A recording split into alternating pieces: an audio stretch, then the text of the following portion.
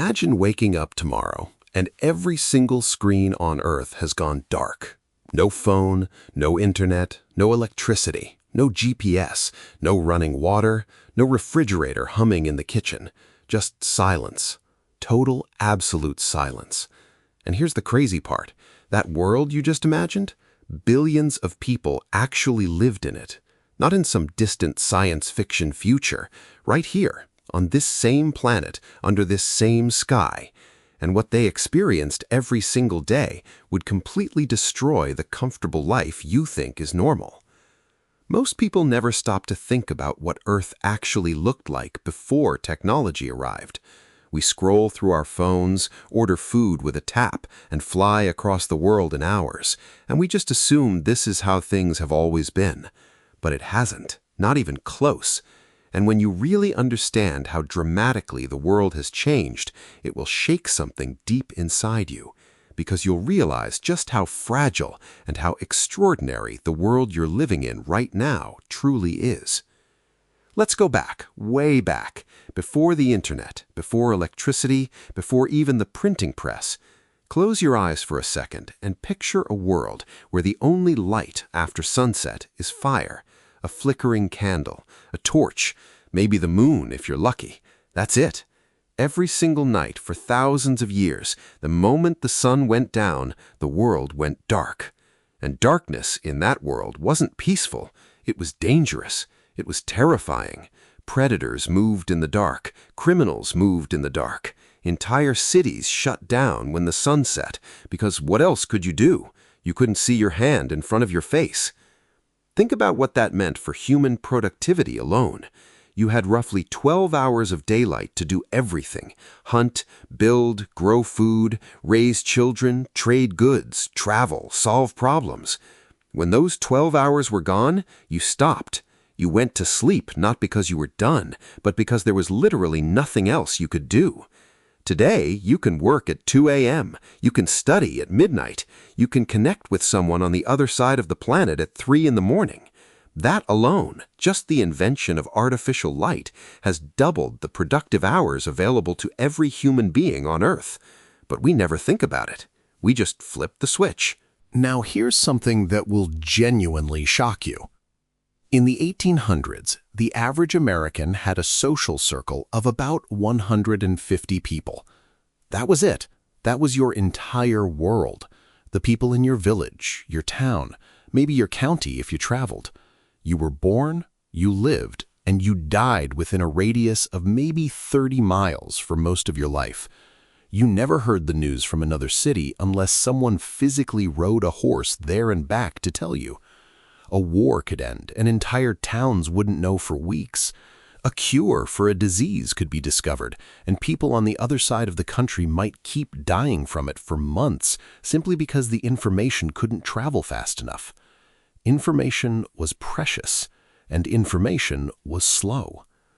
Most people don't know this, but for the majority of human history, the biggest killer wasn't war.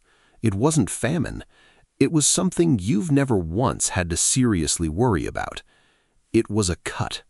A small cut on your finger, a scratch from a branch, a splinter that got infected.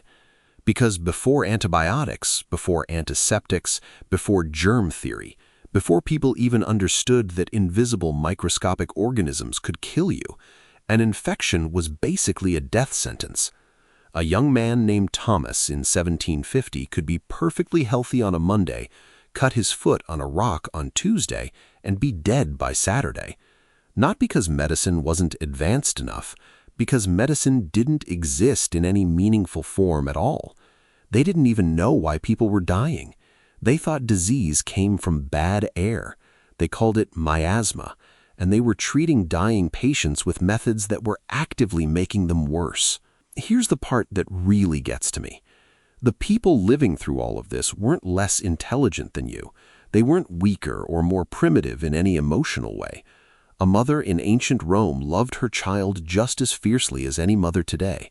A young man in medieval England had ambitions, fears, dreams, and desires just as real as yours. But they were operating with a fraction of the tools, knowledge, and resources that you have access to right now for free, just by owning a smartphone. The difference between you and them isn't intelligence, it's access, it's accumulated knowledge, it's the invisible mountain of human discovery that every previous generation built so that you could stand on top of it without even knowing it's there. Think about food for a moment. Before refrigeration, which only became common in American homes in the 1930s, food went bad fast, really fast. You couldn't plan ahead. You couldn't store food safely for more than a day or two in summer heat.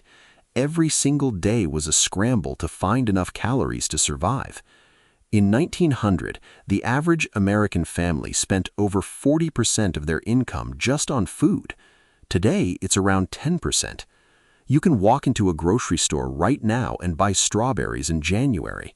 You can eat a mango in Minnesota in February. You can drink clean, cold water from a tap without boiling it first. Every single one of those things would have seemed like an absolute miracle to someone living just 150 years ago. And speaking of miracles, let's talk about travel. In the early 1800s, if you wanted to travel from New York to California, it would take you approximately 6 months by wagon. 6 months of dangerous, brutal, physically exhausting travel through terrain with no roads, no bridges, no emergency services, no maps of most of the land. People died on that journey regularly, entire families. Now you sit in a padded seat at 35,000 feet, watch a movie, eat a snack, and land in California in about 5.5 hours. That same journey, 5.5 hours versus 6 months. And most of us spend that flight annoyed because the Wi-Fi is slow. Here's what I want you to sit with for a moment.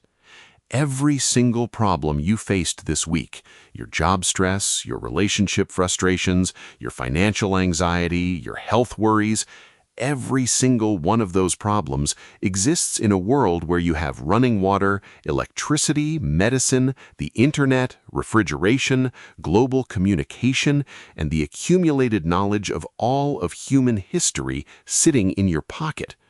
Your ancestors faced those same categories of problems: stress, money, relationships, health, but they faced them in a world where death could come from a splinter, where a drought meant your children starved, where losing your job meant no safety net whatsoever, where a toothache could kill you.